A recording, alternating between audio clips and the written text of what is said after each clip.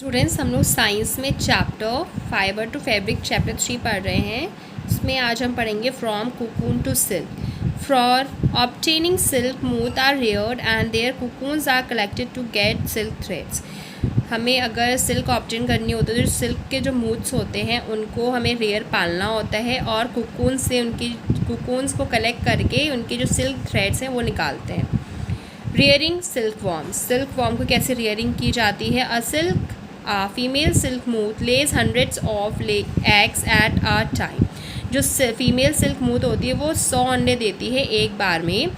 Figure 3.10a, the eggs are stored carefully on strips of cloth और paper and sold off silk worm farmers. ठीक है, जो इनके eggs होते हैं उनको अच्छे से कलेक्ट करके रखा जाता है पेपर की स्ट्रिप पे या फिर कोई कपड़े पे और उनको बेच दिया जाता है जो सिल्क वॉर्म के फार्मर्स और जो उनको सिल्क वॉर्म को पालन करते हैं।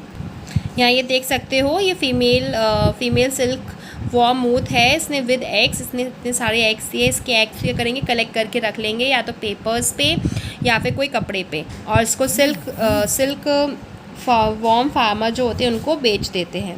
The farmers keep eggs under hygienic condition and under suitable conditions of temperature and humidity. जो फार्मर्स होते हैं, जो ये सिल्क वॉर्म के फार्मर जो होते हैं, वो क्या करते हैं? इन अंडों को अच्छी साफ़ सुथरी जगह में और एकदम सूटेबल कंडीशंस में रखते हैं। टेम्परेचर में ज़्यादा गर्मी ना हो, जैसे भी ज़्यादा ह्यूमिडिटी ना हो, वैसे एरिया में वैसे कंडीशन में इन एग्स को रखा जाता है। The eggs are warmed in to a suitable temperature for the larva to hatch from eggs. जो एग्स होते हैं उनको एकदम सही मात्रा के जो टेम्परेचर होता है उस पर रखा जाता है ताकि कि उसमें से लार्वा निकले एग्स में से। This is done when mulberry trees figure 3.10b bear a fresh crop of leaves. और ये तब किया जाता है जब जो मलबरी सहतूत का जो पेड़ होता है उसमें नई पत्तियाँ आई हुई होती हैं, तब ये किया जाता है। तब एग्स को क्या हैच करवाया जाता है। द लार्वा कॉल्ड कैटरपिलर्स और silk worms eat day and night and increase enormously in size. Figure 3.10c। यहाँ पर ये देख सकते हैं आप, ये सहतूत का पेड़ है, मलबरी ट्री है। इसमें जब न्यू पत्ते आ जाते हैं, इसकी जो न्यू लीव्स आ जाती हैं, वो क्या करते हैं? जो कैटरपिलर्स होते हैं, फिर लार्वा जो होते हैं, फिर सिल्क वॉर्म जो होते हैं, वो इन्हीं पत्तों पर जीवित रहते हैं, इन्हीं को खाते रहते हैं, रात दिन खाते रहते हैं इनको। The larvae are kept in clean bamboo trays along with freshly chopped mulberry trees. After 25 to 30 days, the caterpillars stop eating and move to a tiny chamber of bamboo in the tray of the spin cocoons. ठीक है, क्या होता है? जो larva होते हैं इनको एक ट्रे में, वुडन बैम्बू की जो ट्रे होती है उसमें जो सहतूत की पत्तियाँ होती हैं उनको चॉप करके उस पर डाल दिया जाता है और उन्हीं के ऊपर इन कैटरपिलर्स को, सिल्क वॉर्म को रख दिया जाता है। वो रात दिन इसको खाती हैं। 25 दिन या फिर 30 दिन के बाद ही कैटरपिलर्स इन पत्तियों को खाना बंद कर देती हैं। फिर इनको क्या किया जाता है? एक बैम्बू के ट्रेन में लिया जाता है और इनको स्पिन करने लग जाती है, कोकून्स के अंदर अपने आप को कन्वर्ट करने लग जाती हैं। ये फिगर 3.10d, यहाँ पर फिगर ये देख सकते हैं। यहाँ पर कोकून्स में क्या करती है? अपने आप को स्पिन कर लेती हैं, अपने आप को इस कोकून के अंदर ढक लेती हैं एकदम। Small racks or twins may be provided in the trays to which cocoons get attached. ठीक है, इनको स्मॉल रैग्स वगैरह या फिर कोई पत्ते वगैरह दिए जाते हैं, ट्विंग्स वगैरह दी जाती है ताकि ये ट्रे के अंदर कोकून्स अपने आप को अटैच करके रखें। द कैटरपिलर्स और silk worm spin the cocoon inside which develops the silk moth. ठीक है, और ये जो क्या करते हैं, जो कैटरपिलर होती है या फिर सिल्क वॉर्म, ये इसको अपने अंदर कोकून के अंदर अपने आप को ग्रो करती हैं, फिर बाद में वो क्या बन जाती हैं? सिल्क मूथ बन जाती है। Discovery of silk. The exact time of discovery of silk is perhaps unknown.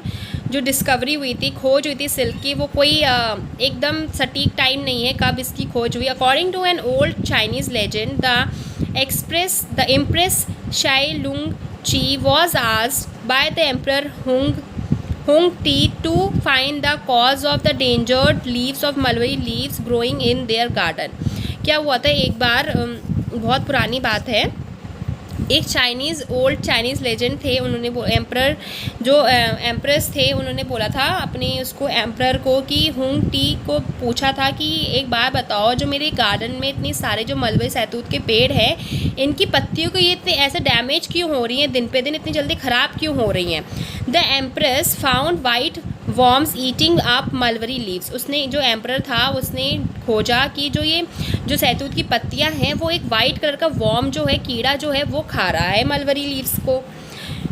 She also notice that they were spinning shiny cocoons around them. और उसने ये भी देखा कि जो वाइट वॉर्म्स हैं वो अपने आप को स्पिनिंग कर रहे हैं, घूम घूम के अपने ऊपर एक शाइनी कुकून अपने ऊपर चढ़ा रहे हैं। Accidentally a cocoon dropped into her cup of T and a tangled of delicate thread separated from the cocoon. अचानक से क्या हुआ, उसके जो चाय के कप में वो जो कुकून था वो गिर गया और उसके जो थ्रेड्स इसके ऊपर जो लपटे हुए थे वो सारे खुल गए और उनमें से कुकून अलग हो गया। Silk industry begin in China and was kept a closely guarded secret for hundreds of year. फिर क्या हुआ, वो जो थ्रेड था बहुत चिकना था, ठीक है, डेलिकेट, बहुत सॉफ्ट और बहुत अच्छा थ्रेड मिला कुकून से।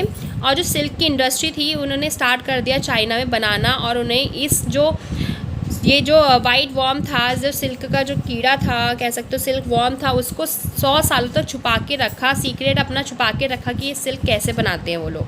Letter on traders and travellers introduce silk to other countries. फिर क्या हुआ, जो ट्रेडर्स हुआ करते, जो ट्रैवलर हुआ करते थे, उन्होंने क्या किया, वो उस सिल्क का अलग अलग कंट्रीज़ में क्या करने लगे, बताने लगे कि सिल्क को कैसे ये प्रोड्यूस करते हैं।